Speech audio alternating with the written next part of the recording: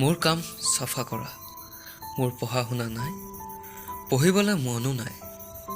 বৰষুণত নাচো, ৰ'দত খেলোঁ, মজা লাইফ। মানুহে গালি পাৰে, মই বোলে ড্ৰেণ্ডাইট খাওঁ।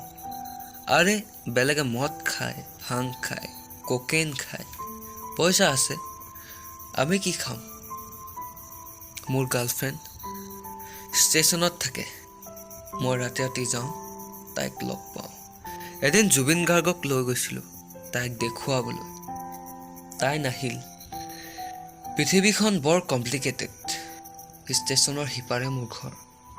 ৰাতি যেতিয়া দেউতাই মোৰ পিঠিখন দুফাল কৰি থাকে, মোৰ পিঠিৰ কামিহাৰ কেইডালে কয়, বাপেৰৰ মূৰটো কৰি আছ ইমান দিনে, পিঠিখন চিধাই কৰিব নোৱাৰিলি। তাইক মই বৰ ভাল পাওঁ। তাই ষ্টেচনত ভাং বেচে ৰাতি। আৰে লাগিলে মই বেচিম, এনেকৈ বিয়া পাতিব নোৱাৰিতো। মোৰ এতিয়া 8 বছৰ, তাইৰ 14 বছৰ।